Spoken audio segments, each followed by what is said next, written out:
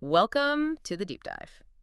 So you sent over some really interesting stuff this time. Yeah, We're going to tackle the creator economy. I know you've been looking into different ways people are, making money online. that's right. Yeah, definitely curious about how it all works. So we've got a few different angles here. There's a Forbes piece about a successful young creator, Hmm? an opinion piece by Dan Coe, which kind of pushes back on some common criticisms. Right, full Ponzi scheme thing. Exactly. And then something from Accountancy Cloud looking more at the money side of things. Yeah, the nuts and bolts. So the mission today really is to sift through all this, Okay. figure out what this creator economy actually is, and maybe more importantly for you, is it, a viable option? Can you realistically make a living doing this? Right. Let's find out. Okay, so maybe start at that Forbes article. It seems pretty positive. Yeah, it really frames it as this, new chapter, a time where individuals can earn money online doing things they love. Photography, writing, videos, podcasts, Yeah. whatever. Exactly. Yeah. And it even mentions this shift, doesn't it? Away from just being a digital influencer. Yeah, to being a creator sounds a bit more serious, maybe. More Yeah, gravitas. something like that. And aiming for a more wholesome internet, which is an interesting phrase from the New Yorker piece it references. Wholesome internet. Okay. And the scale of this thing is huge. Oh, massive. The article says over 50 million content creators globally. Wow. Okay. So yeah, not just a small niche thing anymore. So to make it more concrete, they talk about Gigi Robinson. She's 23, a digital nomad. Yeah, and she's built this business. It's Gigi. Seems focused on creating ethical content for big Yeah. names, too, like Best Buy, Yeah. Spotify. Okay. She hosts a show on Spotify Green Room, teaches social media literacy. Hmm. She's doing a lot. And her background is fascinating. She was an award-winning photographer. Right. But then she developed chronic illnesses. Yeah. It's kind of forced her to change track. So she pivoted to building this whole online business. That's quite the story. It really is. And you can see how her personal journey shapes her work. The article mentions her core mission is helping people feel less alone, putting positivity out there. That connects back to that wholesome internet idea, maybe. Building communities. I think so. It feels less about just selling stuff and more about connection based on how they portray her. Okay, so for someone listening, maybe like me, thinking, great, but how do I even start? Does Yeah. Gigi offer any, practical steps? She does, yeah. Pretty down-to-earth stuff, Oh, actually. like what? Like researching who's already doing well in your niche, Hmm. making a list of content ideas, Right. having that attitude of better done than perfect, just getting it out there. Oh, I like that one. That stops you from overthinking, right? Totally. And setting realistic goals, not aiming for immediate viral stardom or something. Okay, so the takeaway is research, plan a bit, but mostly just start doing it and don't expect perfection straight away. Pretty much. It's about taking those first steps, putting yourself out there consistently, building momentum. And how does she actually, make money from this? That's the big question. Right. Well, the article touches on a few things. LinkedIn is big for her, for networking and finding partnerships, Okay, LinkedIn. Interesting. using live audio platforms too. Huh. And obviously podcasting, she mentions Anchor as a free way to get a podcast going. Good tip. And she talks about recycling content. So taking one piece and adapting it for different platforms. Smart. Work smarter, not harder. Exactly. Yeah. And having your own website as your base, she calls it a new resume. A new resume. I like that. Like a central hub for everything. Yeah, it gives you control and a place to showcase everything professionally. It makes sense. Yeah. Rather than just relying on social profiles. Definitely. And what about video? Any advice there? Yeah, she's pretty encouraging about it. Says you can monetize pretty much any niche. Really? Any niche? Seems so. And her advice is keep it short, keep it kind of scrappy. Scrappy. Meaning? Like shot on your phone, use free editing apps, don't get bogged down in needing expensive gear. Okay, that lowers the barrier to entry quite a bit. For sure. But maybe the biggest thing she says is have confidence and just keep posting. Consistency again. Seems to be a running theme. Absolutely. Showing up regularly, believing in what you're putting out there. It's fundamental. Okay, that's a really positive start. But now, Hmm? let's get into that Dan Coe article. Right. This one addresses the elephant in the room, sort of. The idea that the creator economy is just a Ponzi scheme, that's a heavy accusation. It is. And Coe really sets out to debunk that. He starts by defining a creator, which I thought was interesting, How does he define it? as a specialized generalist. Okay, what does that mean? Someone who needs a broad skill set, understanding digital business generally, Uh-huh. but also has deep knowledge in one specific area, their specialty. So you need to know a bit about a lot, but be an expert in something. Exactly, that T-shaped idea again, which we hear a lot about. Right. So how does he argue it's not a Ponzi scheme? Well, first, he clarifies what a Ponzi scheme actually is. Hmm. Paying early investors with money from later ones. No real profit involved. Okay. And he says the creator economy just doesn't fit. It relies on independence. Oh, Nobody forces you to buy a course or follow someone. right. It's choice. Choice and persuasion. Creators persuade you their stuff is valuable. You choose whether to buy or engage. It's a transaction, not a deception pyramid. Okay. That makes sense. He also talks about hierarchies, doesn't he? Yeah, he draws this contrast between dominator hierarchy, like your typical old school corporate structure, top down, Mm-hmm. and what he calls actualization hierarchies. He thinks the creator economy is more like the second one. Actualization. Like self-actualization. Yeah. Maslow. Kind of drawing on that idea, yeah. Hierarchies that are supposed to support growth and empower individuals Yeah. rather than just control them. So less about control from the top, more about people helping each other grow. Ideally, yeah. Yeah. That's the framework he uses to defend it. What about that specific criticism, though? The one about creators just selling courses to other creators on how to be creators. He tackles that head on, says, look, that's just B2B, business to business. Like any consultant or agency selling services to other companies. Exactly. He gives examples like even big, successful e-commerce CEOs needing help with creator-type skills, video, writing, community building. So those skills have value outside of just teaching others how to create. That's his point. They're transferable business skills. Okay. And what about new creators? Is it okay for them to sell their knowledge quickly? Some people seem iffy about that. Coe argues that someone who just achieved something can actually be a great teacher. Because it's fresh in their mind? Yeah, their experience is super relevant and recent. And again, he stresses the buyer has a choice. No one's forcing anyone. If they see value, they buy. Right. Choice is key. Now, he mentioned a secret weapon positioning. Ah, yes.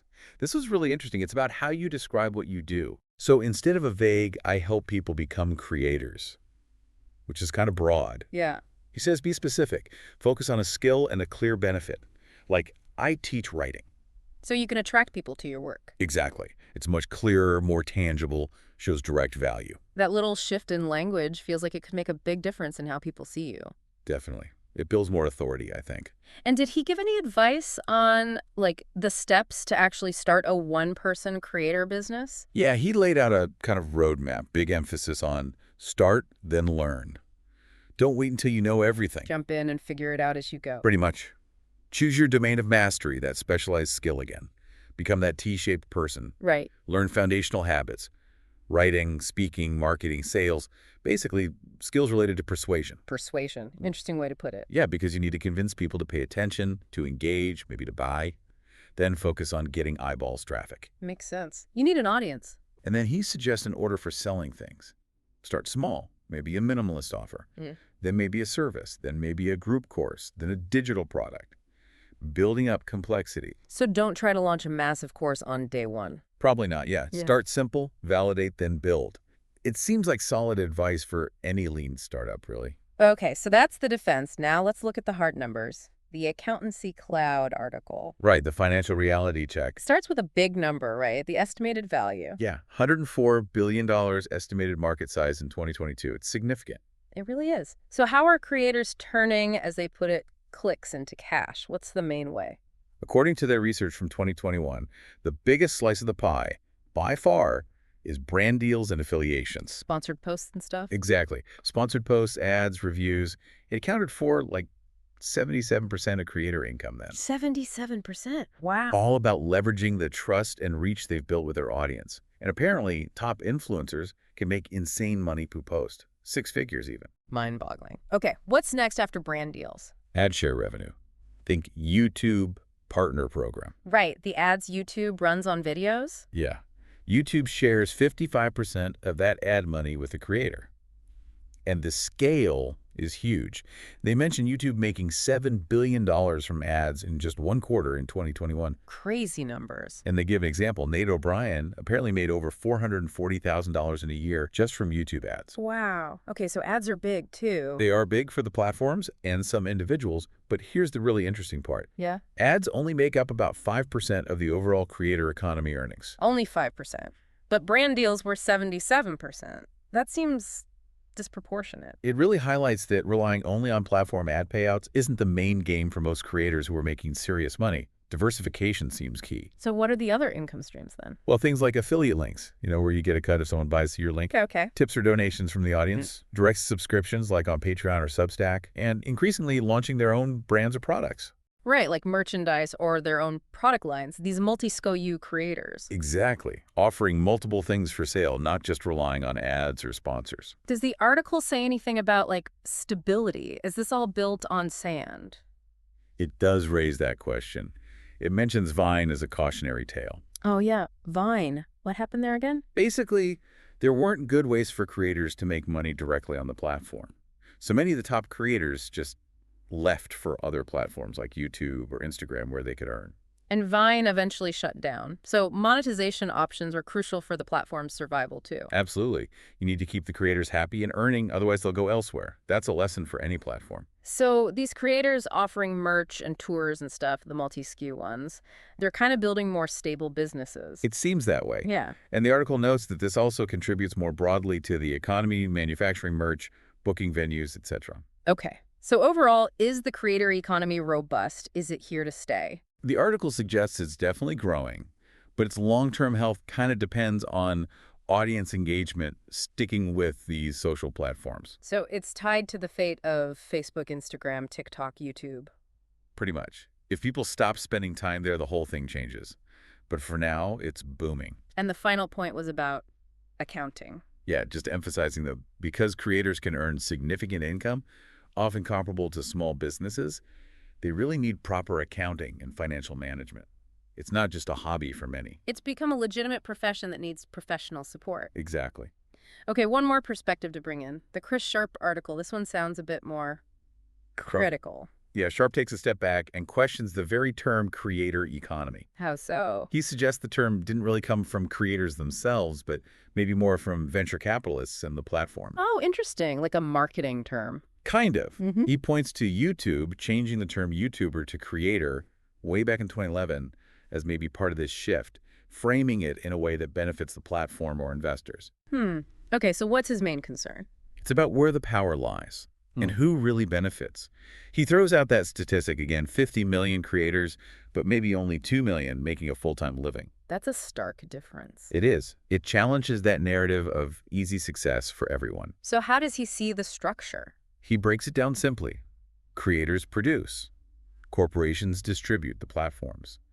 Audiences consume. Okay. And his argument is that the attention and the money tend to flow upwards towards the corporations. Is it platforms? Yeah. He uses YouTube's ad revenue cut, keeping 45% as a prime example.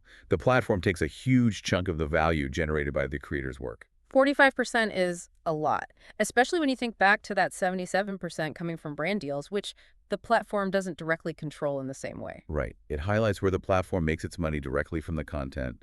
Sharp's perspective really focuses on that potential imbalance. He also talks about creators needing to be hyphenates. Yes. The creator, entrepreneur, marketer, all rolled into one. Because just creating isn't enough. Apparently not, for most. He cites a 2023 study, only about 10% of creators earning enough for full-time support. Only 10%? Wow. So, yeah, you need the business and marketing skills too, not just the creative talent. That seems incredibly demanding. It is.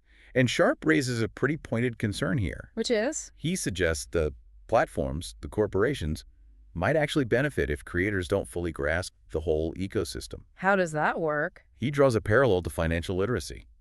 People who understand finance can sometimes benefit from those who don't. Similarly, platforms might benefit if creators aren't fully aware of the value distribution or how to negotiate better terms. That's just cynical, but I can see the argument. It raises questions about transparency, doesn't it? Definitely. Are creators getting the full picture? Do they have the knowledge to navigate it effectively? So what's Sharp's advice then? Give up. No, not at all. His advice is actually for creators to see each other as allies. Collaborate. Share knowledge. Exactly. Build community, share insights about how the system works, support each other, kind of like Coe's actualization hierarchy idea, but maybe framed more as a necessity for survival against the corporate power. Interesting how those two seemingly different viewpoints might lead to similar advice. Mhm. Community and sharing knowledge is key. Yeah, whether for growth or for protection, maybe. Okay, so let's try and pull this all together. We've covered a lot of ground here. We have. It's clear the creator economy isn't just one simple thing. Right. We've got the optimistic angle, real opportunity, making money from passions, building communities, like Gigi Robinson's story. Then the more critical takes questioning the structure, the power dynamics, who really profits, like Sharp's points. And the practical stuff, the need for diverse skills, the financial realities, the different income streams from the accountancy cloud piece, and Coe's defense and roadmap. Exactly. So for you, thinking about making money online, what are the big takeaways? Well, it seems like you definitely need more than just one skill. That specialized generalist or hyphenate idea really landed. You can't just be good at making videos. You need to understand marketing, business, maybe networking. Right. Skills diversification is huge. And positioning matters. How you talk about what you do, like Co suggested. Being specific about the value. hmm Clear communication. Understanding the money side is crucial too, not just relying on ads, but thinking about brand deals, maybe products, subscriptions. Yeah, diversification of income. Yeah, don't put all your eggs in the platform ad basket. And being aware of the platforms themselves. Knowing they take a cut, understanding the power dynamics Sharp talked about, maybe choosing platforms wisely, building your own hub like a website. That awareness seems really important for navigating it strategically. So it feels like there's huge potential, but it's not necessarily easy money. It requires strategy, hard work, and a broad skill set. I think that's a fair summary. Opportunity mixed with significant challenges and complexities. Which leaves us with a final thought, I guess. For me, or anyone listening, given all this, what does success even look like in this creator economy for you personally? That's the real question, isn't it? It might be different for everyone. Is it full-time income? Is it impact? Is it creative fulfillment? And based on that definition, what are the first, maybe small steps you could take? Keeping in mind the opportunities, but also the challenges we just discussed. Maybe exploring one platform more deeply, researching creators in a niche you find interesting, thinking about that specific skill you could offer. Lots to think about. This was a really useful deep dive. Glad it was helpful. It was a fascinating space, for sure.